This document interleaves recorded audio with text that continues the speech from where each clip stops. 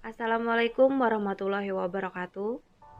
Perkenalkan, kami dari kelompok 5 yang beranggotakan Adi Farida, Dewi Emiliana, Syariah, dan Winarti Wulandari.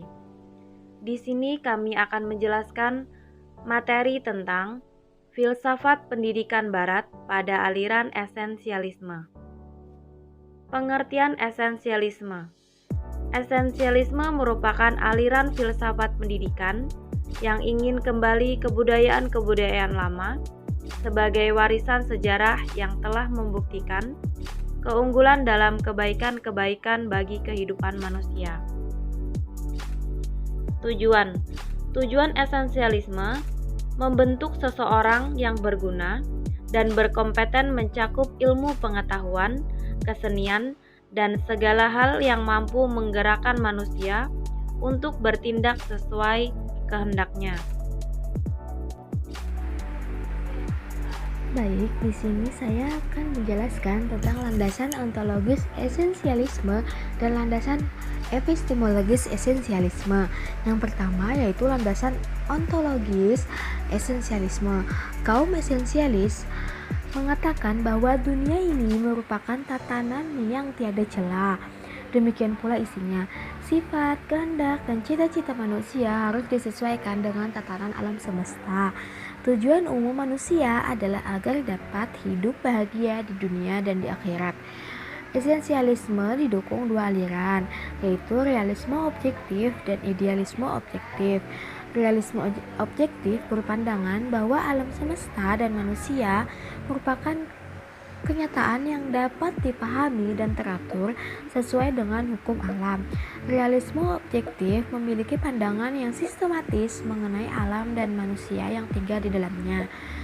Kemudian idealisme objektif. Idealisme objektif sendiri berpandangan tentang alam semesta lebih bersifat menyeluruh, meliputi segala sesuatu. Idealisme objektif merupakan pandangan kosmis yang lebih optimis. Nah, sifat yang menonjol dari ontologis esensialisme ini adalah suatu konsep bahwa dunia ini dikuasai oleh suatu tata yang tiada celah, sebuah tata yang sempurna. Tata ini mengatur isinya dengan tidak bercelah. Hal ini berarti bahwa segala bentuk, sifat, kehendak, dan cita-cita manusia haruslah disesuaikan dengan tata alam yang ada.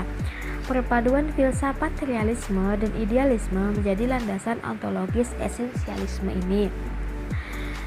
Jadi dapat disimpulkan dengan memadukan kedua pandangan yaitu realisme dan idealisme, berarti landasan ontologis esensialisme ini bukan hanya berupa hukum alam yang bersifat material, tetapi hukum alam ini keberadaannya bersifat rohani. Kemudian selanjutnya landasan epistemologis esensialisme.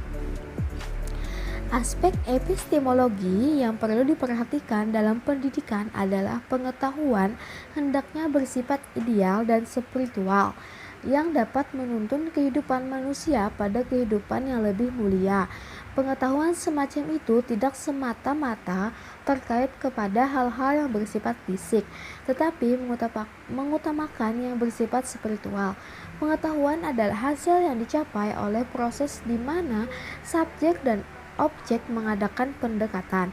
Pengetahuan merupakan persatuan subjek dan objek yang bersifat intensif, mendalam, dan intrinsik. Pengetahuan bagi esensialisme merupakan perpaduan antara aliran pengetahuan, empirisme, dan rasionalisme. Pengetahuan tidak hanya hasil pencerapan indrawi, tetapi sekaligus merupakan hasil berpikir manusia. Landasan aksiologis esensialisme.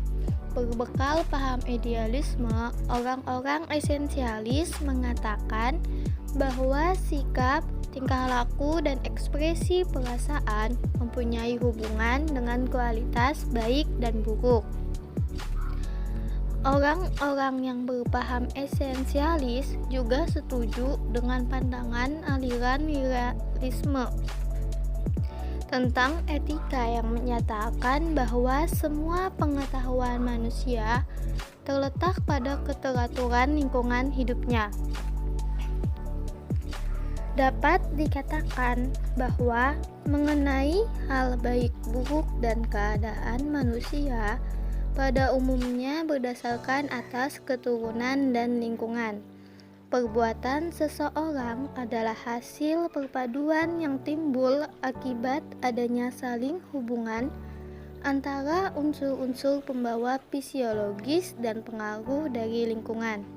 Perbuatan baik manusia tidak hanya ditentukan oleh faktor bawaan, tetapi lingkungan juga mempengaruhinya.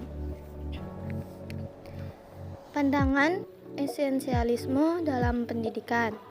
Kaum esensialis yakin ada beberapa keahlian yang memberikan kontribusi terhadap kebaikan manusia, di antaranya membaca, menulis, dan berhitung, serta tindakan sosial yang rasional.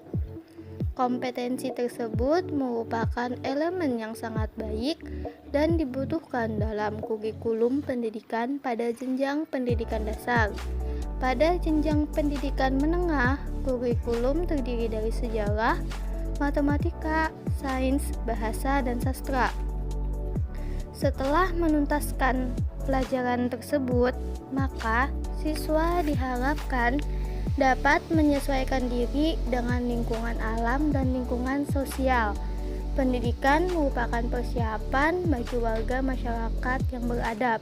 Sementara itu, disiplin, keterampilan, seni, dan sains memerlukan pengaturan yang tepat. Oleh karena itu, bagi esensialis diperlukan guru yang dewasa, memahami pelajaran, dan mampu mentransformasikan pengetahuan dan nilai-nilai kebaikan kepada siswa. Materi selanjutnya yaitu pandangan tentang belajar. Kaum esensialis mengatakan bahwa belajar merupakan pengalaman yang tidak dapat dihalang-halangi, bahkan harus ada dalam diri setiap manusia. Belajar dimulai dari hal-hal yang sederhana, mengingat terus sampai mencapai ketingkatan yang rumit atau tinggi. Belajar memerlukan ketekunan dan sistem yang terjalin erat satu sama lain, sehingga diperoleh pengetahuan yang utuh dan sistemik. Belajar didefinisikan sebagai jiwa yang berkembang pada dirinya sendiri sebagai substansi spiritual. Jiwa manusia membina dan menciptakan diri sendiri. Belajar adalah menerima dan mengenal dengan sungguh-sungguh nilai-nilai sosial dari generasi ke generasi, untuk ditambah dan dikurangi, dan diteruskan kepada generasi berikutnya. Dengan demikian, ada dua determinasi dalam kehidupan, yaitu determinasi mutlak dan determinasi terbatas. Determinasi mutlak bermakna bahwa belajar adalah suatu pengalaman manusia yang tidak dapat dihalang-halangi adanya, jadi harus ada. Dengan belajar, manusia membentuk dunia ini. Pengenalan ini memerlukan pula proses penyesuaian supaya tercipta suasana hidup yang harmonis. Kemudian, determinasi terbatas berarti bahwa meskipun pengenalan terhadap hal-hal yang kausal di dunia ini yang tidak mungkin dapat dikuasai sepenuhnya oleh manusia, tetapi kemampuan pengawasan tetap diperlukan untuk dapat hidup dengan harmonis. Pandangan tentang kurikulum. Kurikulum seperti balok-balok yang disusun teratur dari yang paling sederhana ke yang kompleks, seperti susunan alam semesta. Kurikulum tidak terpisah satu sama lain dan diumpamakan sebagai sebuah rumah yang mempunyai 4 bagian berikut ini. Yang pertama, universum, yaitu pengetahuan tentang kekuatan alam, asal-usul tata surya, dan sebagainya. Basisnya adalah ilmu alam. Yang kedua, sivilisasi, yaitu karya yang dihasilkan manusia sebagai akibat hidup bermasyarakat. Dengan sivilisasi, manusia dapat mengawasi lingkungannya, memenuhi kebutuhannya, dan hidup aman sejahtera. Yang ketiga, kebudayaan, yaitu karya manusia yang mencakup diantaranya filsafat, kesenian, kesusastraan, agama, penafsiran, dan penilai mengenai lingkungan. Yang keempat, kepribadian. Untuk membentuk kepribadian peserta didik yang tidak bertentangan dengan kepribadian ideal. Faktor fisik, emosi, intelektual, sebagai keseluruhan dapat berkembang harmonis dan organis sesuai dengan konsep manusia ideal. Secara umum, kurikulum yang dianjurkan oleh para esensialis yaitu sebagai berikut. Yang pertama, kurikulum dasar yang seharusnya menitik beratkan pada keterampilan dasar yang memberikan kontribusi pada peningkatan melek huruf. Yang kedua, kurikulum menengah yang seharusnya terdiri dari pelajaran dasar, termasuk sejarah, matematika, sains, sastra, dan bahasa. Ketiga, disiplin tinggi yang merupakan pelajaran yang disesuaikan dengan kondisi sekolah di mana proses pembelajaran terjadi. Yang keempat, menghargai pemegang kekuasaan yang sah baik di sekolah maupun di masyarakat. Sebuah tindakan yang bernilai yang harus ditanamkan dalam diri siswa. Kemudian yang kelima, belajar keterampilan merupakan pelajaran yang membutuhkan ketuntasan. Salah seorang tokoh esensialis dari Amerika Serikat, yaitu Robert Ulih, ia mengatakan bahwa kurikulum dapat saja fleksibel, tetapi tidak untuk pemahaman mengenai agama dan alam semesta. Oleh karena itu, perlu perencanaan kurikulum dengan seksama. Sementara Butler mengatakan bahwa anak perlu dididik untuk mengetahui dan mengagumi kitab suci Injil.